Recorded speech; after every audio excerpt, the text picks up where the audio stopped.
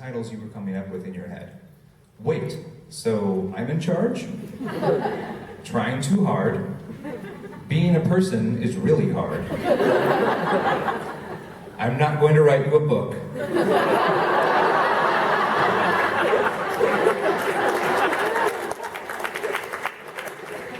I don't feel like being funny. And whatever it is, it's not what you're thinking. And you ended that little bit with, I spared him my knee-jerk reaction of leaping across the table and fighting him like a feral cat. And instead I told him I was working on it. So when you finally chose this title, Sounds Like Me, it just clicked for you? It did, actually. And it was, I mean, trying to seek out this title, I prayed about it. I wrote letters to myself and put them under my pillow, hoping I would discover it in a dream. I was scouring the city for just those light bulb moments that you can't create for yourself. They either just show up or they don't. But it was towards the end of the book, and I just wanted it to feel like it mattered to the intention of the book. And I wanted to I knew it was going to be, about music, but also just about, my life as well. And so it just appeared, it appeared out of thin air, thank God, because I was about to tear my hair out. Well, the rest of the book did not appear out of thin air. As you said, it's one of the hardest things you've ever done, correct? I mean, you think this was harder than touring, harder than public speaking? Completely. Maybe because every word has to have more intention because it's written on a page rather than just in conversation? It just felt so indelible. It was like, I'm someone who writes very autobiographically anyway, and I'm certainly not squeamish about sharing what's true or what's vulnerable, but there was something that felt so final about telling my story from my perspective in a way that people could reference and then throw it back in my face eventually, which is what I was fearful of. No, what you said right here on page 9.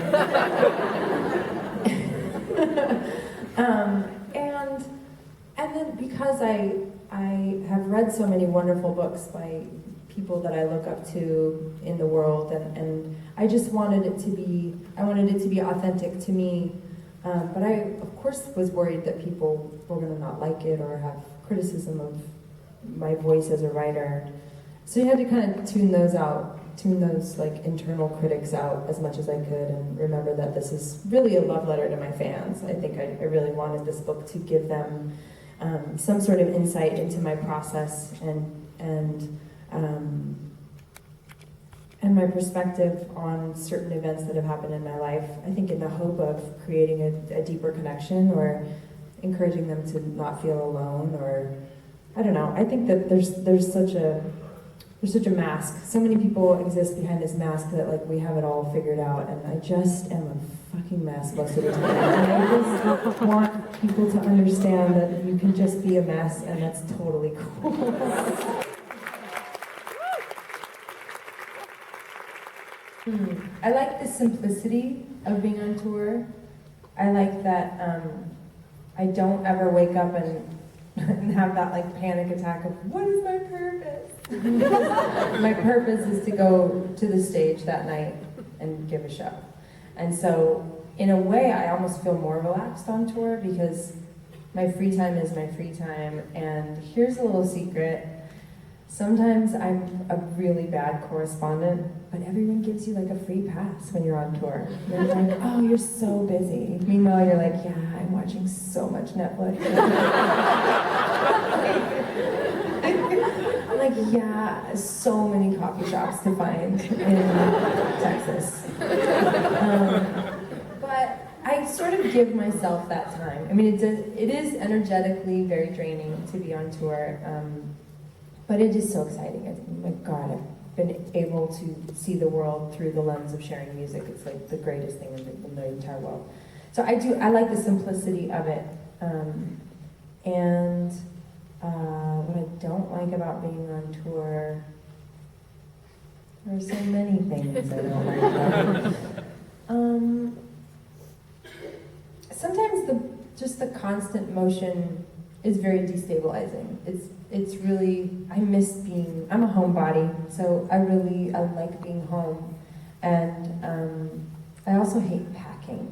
I do like are you good at packing? I still have to finish packing for 3 months tonight. I don't even know, I'm like, oh, you should see me the day before I leave. I am a mad woman. Like, shit's flying out of the closet, like my whole place. And then for some reason, I'll start like organizing my greeting cards.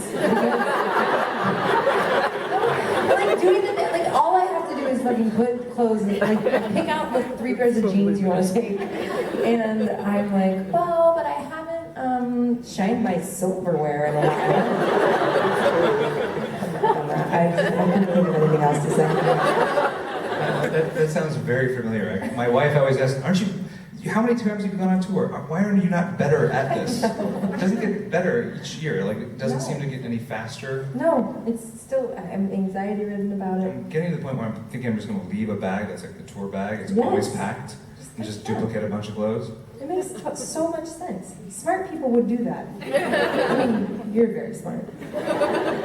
Wait, I'm really curious. What do you like and what do you not like about? I mean, I know this is about me, but I'm really curious. You tour a ton. So, what do you like and not like? I like getting to see all the different cities. Like, major cities are fun. It's cool. I really like the Northwest. Portland, Seattle are really cool. But it's also fun to see places that you would never see, like anytime you would go on a trip. Like, I remember one time we played Vegas, and then the next show was in, I think, Oklahoma. And so along the way, we stopped in this like Moriarty, New Mexico, which was like on Route 66, and like just like tumbleweeds. And there's a diner and a hotel, which were like a mile apart. And we had to walk to the diner, and it was just like nothing. It was like out of a movie. It's so Breaking Bad, right? Yeah, exactly. And it was like one of those things where like I would never see this place ever if I wasn't doing this for a living, hopping off a tour bus and looking like I'm a hitchhiker, walking down to a diner. So that's fun, and meeting people in all the different cities and countries and stuff. That is amazing. Fun. I've only been to Canada before doing this, and now I've been to like 20-something countries, all because of music. Incredible. So that's great. The toughest part, I think, is being gone, and I'm also a homebody, and not being around family and friends, and missing out on events. I think that's the toughest part. Like, your answers were way better than mine. yours are much funnier though, because I also get distracted. My wife will catch me unpacking, and then all of a sudden she's like, "Why are you sorting your greeting cards right now? Get back to you're not taking this with you." Those aren't even yours. Those are my greeting cards. That made me think of seeing places you never get to see on tour, or that you wouldn't normally see. One of my favorite things that I've ever done is played at a place called Pappy and Harriet's Pioneer Town Palace in Pioneer Town, California. Have you heard of this place? No. You guys should play there. Pioneer Town? Pioneer Town. It's like an old movie set kind of vibe, except scarier and dirtier and more bikers. Oh my gosh. What's the most, I guess, almost surreal time you had playing on stage? Maybe a surreal moment that was, I can't believe this is my life. Maybe I was thinking maybe the Grammy performance last year was pretty, was that 2 years ago? Yeah. That was pretty amazing, I thought, as a viewer. But maybe something where you kind of like, how did we get booked here, and why are we here looking out at the crowd, if you're playing behind chicken wire, or something like that type of... Well, I have like kind of a good and a less good. I mean, the performance with Carole King will be a highlight of my life. I will never forget the way it felt to like look across the top of my piano and see her shining, smiling, gorgeous, luminescent face. Like, she is a goddess to me. And she was so kind and so graceful, and I was beyond nervous standing side stage getting ready to walk up in high heels, which I don't wear normally on stage. Ladies, I just say fuck them, you know what I mean?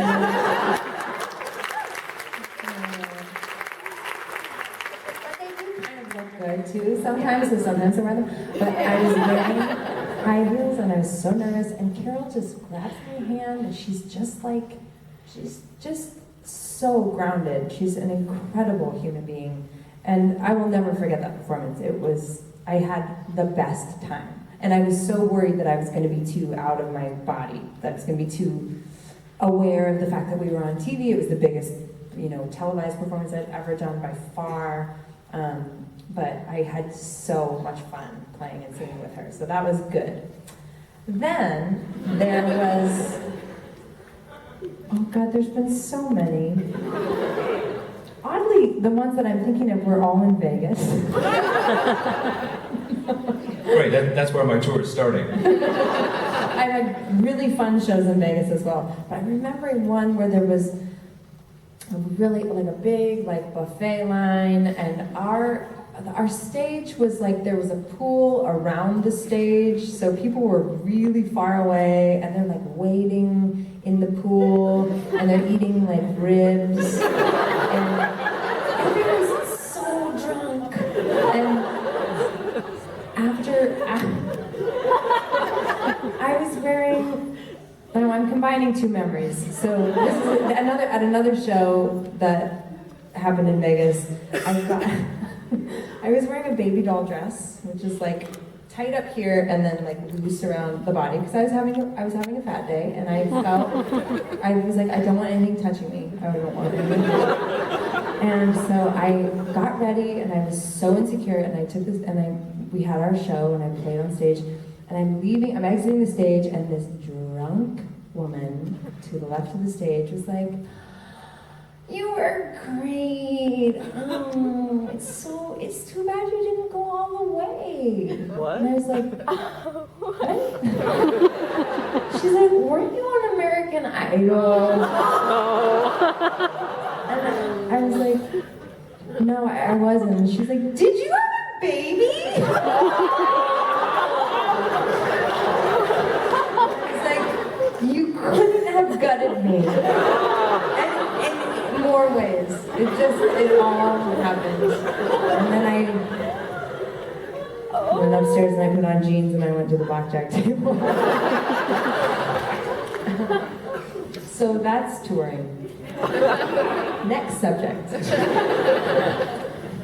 It varies quite a bit. Yeah.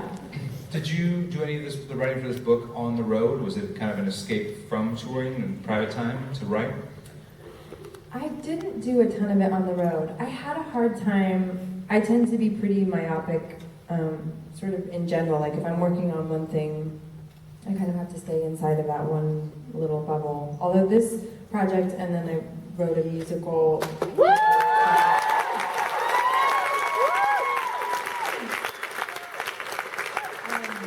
And these projects kind of coincided, so that was really challenging. But on the road, I find that I don't do a lot of songwriting on the road either. There's too much stimulation, there's too many people around. I have to be sort of isolated to kind of get into my writing brain, I think. And I'd much rather, honestly go wander and find a coffee shop. I don't know why that's so fun to me, I just love it. I do the same thing on tour, go trying to find a coffee shop in each town. Start the Brave chapter with explaining how the song came about. And you said, "Brave came into my life because of Jack Antonoff, and I met Jack because of Tegan and Sara, and I met Tegan and Sara because of Lilith Fair, which is how I met the Indigo Girls, which is like seeing unicorns up close."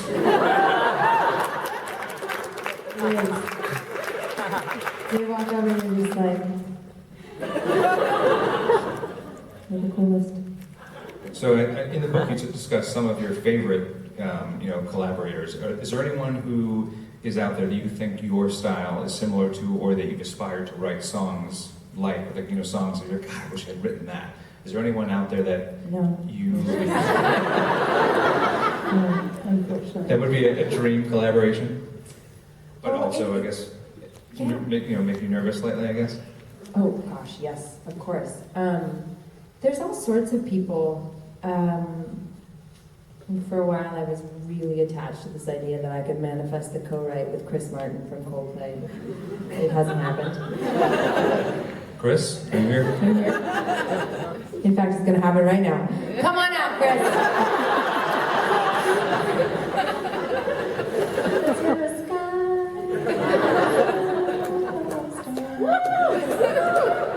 Yeah, that was good, right? love to work with an artist like Frank Ocean. I would love to work with Bonnie Bear. I would love to work with Carole King and or Bonnie Raitt. I would love. Yeah. I mean, there's so many. I'm such a fan of so many artists, and I think that I've also had the experience where I thought something was going to go really well and it didn't go that well. So you can adore someone even personally, like adore them, and then for whatever reason the alchemy of the creative process doesn't line up totally. So I don't know. I'm kind of open. I'm open to whatever happens next. Do you kind of hope any kind of future songwriting sessions are kind of more casual, like, hey, you know, it'd be fun to work with you and be at someone's house, basically, writing, rather than kind of the overseen label looking down and be like, all right, we're gonna get you guys together in this I don't do studio. that anymore. Like Yeah. my life changed very quickly, and I was emotionally trying to just kind of hang on for dear life. And in getting songs together for the second record, he basically, he came over to my house and we had coffee, and he's like, sometimes you have to just like chain yourself to the piano. You have to make yourself sit down and finish something.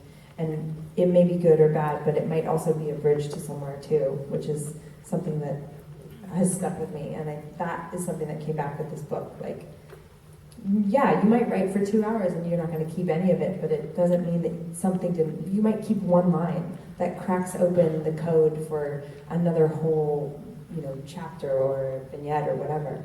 So. Yeah, you said when you were writing the book that it took you a while to find the right wording or phrasing, sort of like a song. Yeah. Were there certain aspects of the book that as you wrote them, song ideas developed or phrases developed that you thought, oh, I want to use that, you know, later in a song, or things that were inspired out of the book that could become a song? I hadn't thought about that. I was so focused on just like, make it not suck, Sarah. You know, when I think about it now, I can still remember little phrases that are a part of chapters that they felt resonant to me the way certain lyrics might feel that way. I'm thinking about the end of the chapter of Gravity, where I say something to the effect of like, I'm grateful to the careless boy who tossed my heart up in the air because I learned how to heal it when it hit the ground. And to me, there was something that felt resonant or felt similar to songwriting. It was lyrical in that way of writing that phrase. So my next album is going to be called Heart Hits the Ground. And it's available on Amazon. Just kidding. In music, do you feel that you ever write or are pushed by co-writers or management or even your vocal teacher to challenge yourself musically? I know that, you know, you mentioned that you don't read sheet music, you're not kind of the typical, you know, studied musician. Right. And I remember seeing you in Chicago at the Park West, and you did this amazing number with the harmonium. And you know, stopped playing and you sang a cappella for it seemed like 2 minutes and came back in perfectly on pitch and, you know, perfectly back in sync with, you know, playing. And I remember being, you know, getting chills and being wowed by that. And I know you also mentioned to me that Brave was a tough song because it's you know, high for you. It's really high. Yeah.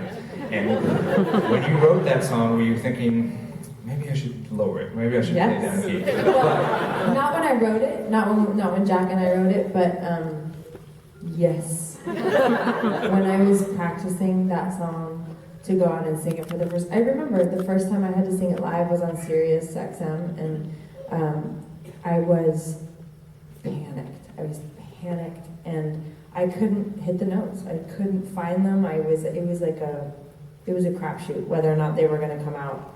And the way I sang it in the studio is not how I sing it. Technically speaking, is not how I sing it now. I think I didn't understand the technique of where to place those notes when I was in the studio, so I was just like,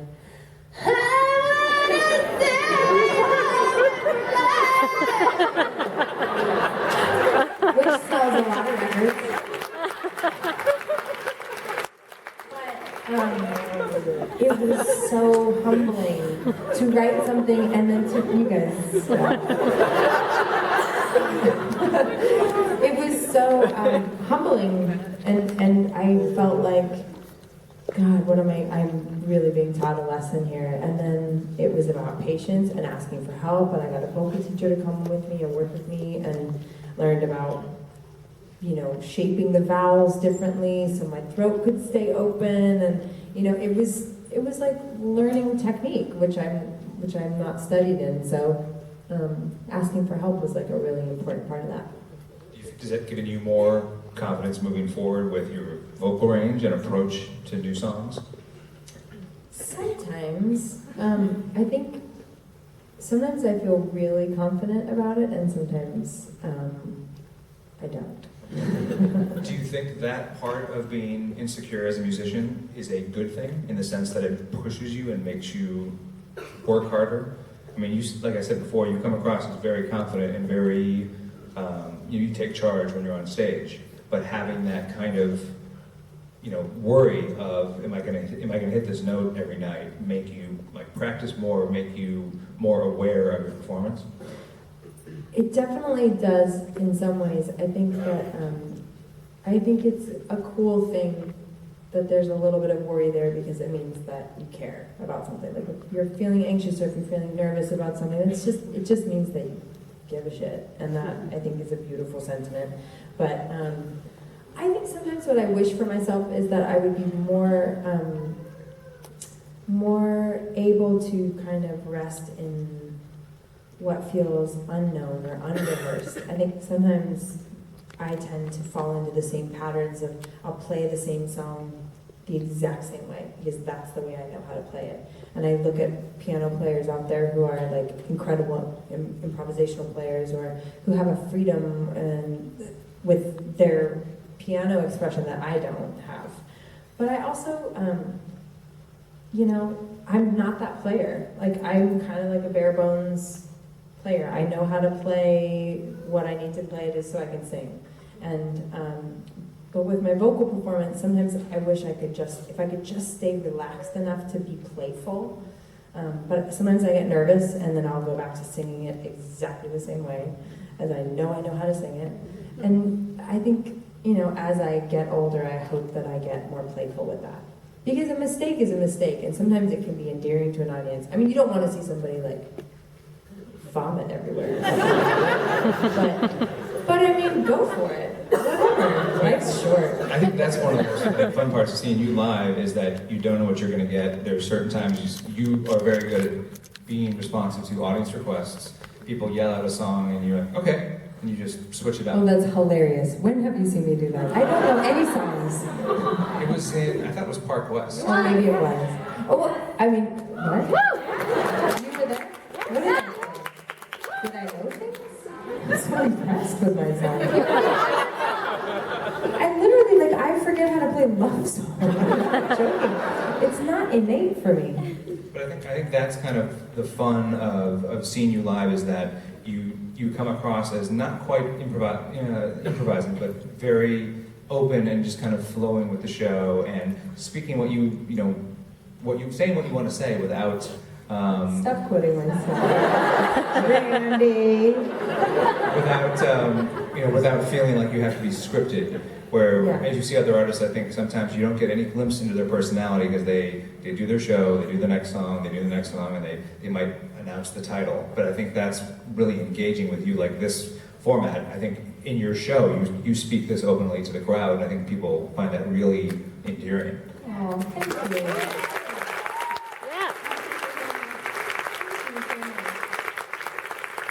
When you tour, do you feel like you have more flexibility when you did like the Little Black Dress tour, when it's more just about you, or do you like the feeling of the whole band, or is that more intimidating or less freeing?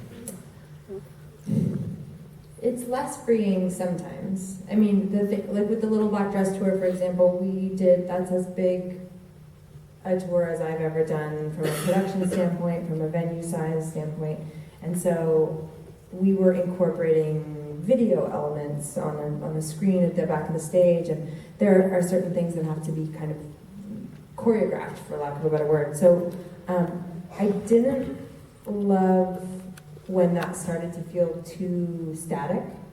I really feed off of the individuality of each audience. Like, I love having an engaging kind of back and forth with every audience, because every audience is so different.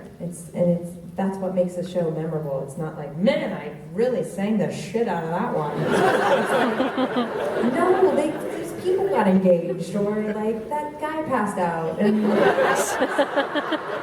those are the things that you remember. So it's like, that's the reason we go on these tours, is to have an opportunity to see, you know, our incredible fans and supporters out in the world. That's the whole reason we go. So I like having a show that is sort of, I think what I learned from that tour is that I could probably stand to leave a little more space for that. But I think a video wall is badass. So it's, you know, it's finding the balance. It's finding the balance. Well, what would you like to say to all these people who came out and bought your book early and came to see you get asked weird questions by me? First of all, can we please say thank you?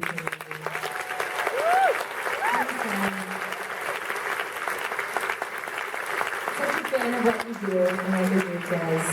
I'm so grateful that I got a chance to sing with you. I want you back. Honestly, leaving on tour tomorrow to take the evening to come and spend asking this dipshit about my life is really fucking cool. So thank you so much. Thank you again.